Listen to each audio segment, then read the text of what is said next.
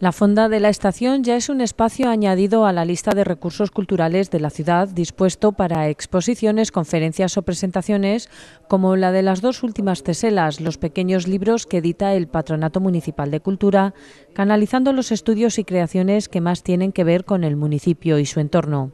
En este caso, la primera es una aproximación biográfica a la familia Álvarez Guerra, que da nombre al Paseo de la Estación.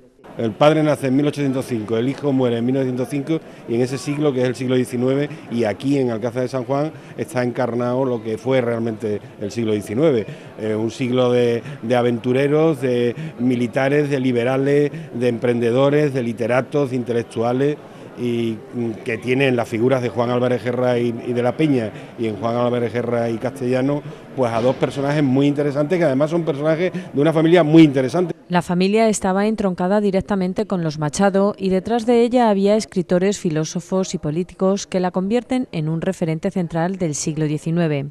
Como el propio autor de esta tesela, eran originarios de Zafra, en Extremadura, aunque buena parte de su biografía transcurre en Alcázar. Fueron en realidad propulsores de lo que fue el desarrollo fundamental de la ciudad, que está directamente ligado y relacionado con nuestro ferrocarril, que ha sido para nosotros un potencial enorme, histórico, pero que vamos a insistir en que no deje de serlo también de presente y de futuro. La impronta que han dejado los Álvarez Guerra en la ciudad sigue siendo desconocida para la mayoría. Juan Álvarez Guerra padre, cuya actividad empresarial y transformadora le llevó a ser un pionero en una forma de producción de vino importada de Burdeos. Y por tanto es un emprendedor, lo que diríamos ahora mismo un emprendedor. Y claro, en cierto modo el ferrocarril en Alcázar de San Juan se lo deben a él y al Marqués de Salamanca, que fueron los dos principales promotores. Pero no solo el ferrocarril, hay algún dato de Álvarez Guerra bastante desconocido, como por ejemplo que fue el primer productor de vino con al estilo bordelés en la Mancha. El Marqués de Murrieta lo es en Rioja y Álvarez Guerra lo es en la Mancha. Merecería incluso hasta una marca de vino. Además, también se interesó por la cultura y la historia, siendo uno de los primeros intelectuales que defendió el origen manchego de Cervantes. Tuvo tiempo también para una notable carrera política que le llevó a la alcaldía de Alcázar, entre otros cargos. Alcalde de Lillo, también lo fue antes, que era el pueblo de su mujer, diputado en las Cortes en 1850, quien abandera la Revolución La Gloriosa en 1868 y después un reivindicador de la nacencia de Cervantes en Alcázar de San Juan, porque cuando ya tenía 73 años, casi al final de su vida, le faltaban muy poco, unos años para morir, escribe un libro que es El Sol de Cervantes, que es uno de los paradigmas de la reivindicación cervantina de Alcázar de San Juan. Era relevante que estas teselas se presentasen en la Fonda de la Estación porque la segunda publicación está dedicada exclusivamente a esa instalación, Recuerdos y vivencias de la Fonda de la Estación. Es el resultado del encuentro entre Luis Cruz y Jacinto Villaseñor. El librito habla en los tiempos en que en la estación trabajaban 3.000 ferroviarios en 3 turnos y recuerda a la Fonda como referente en el barrio o en la ciudad.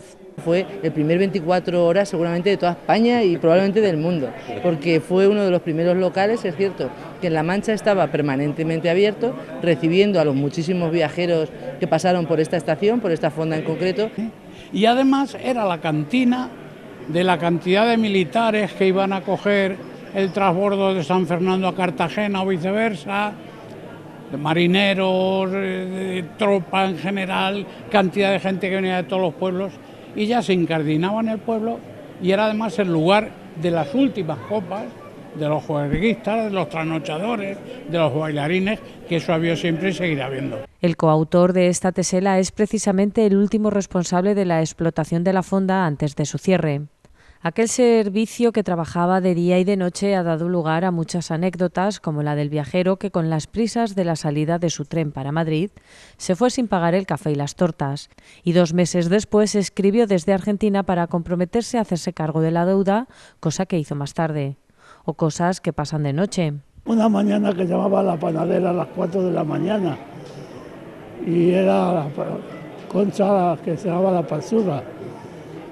Y un día, a las 4 de la mañana, me llama por teléfono y me dice, porque no decía Jacinto, decía Jacinto. No se había pronunciado la mujer. Y me dice, Jacinto, ¿qué pan hay que llevarte hoy? Digo, usted se ha confundido, esto es el cementerio. Y la oigo y decía, ay Jesús, qué pena. Me vuelve a llamar y dice, ay Jacinto, lo que me ha pasado, digo, pues ¿qué le ha pasado a usted? Dice que me has contestado un nombre desde el cementerio, digo, a las 4 de la mañana. La fonda en aquellos tiempos llegó a tener 33 empleados, a los que hay que sumar otros 10 que trabajaban vendiendo tortas en los andenes de forma puntual. Más de un centenar de personas volvieron a llenar la fonda en esta presentación de libros, a la que también asistía un nuevo personaje del grupo de Gigantes y Cabezudos, el que representa a Juan Álvarez Guerra, obra una vez más del Mono sin pelo.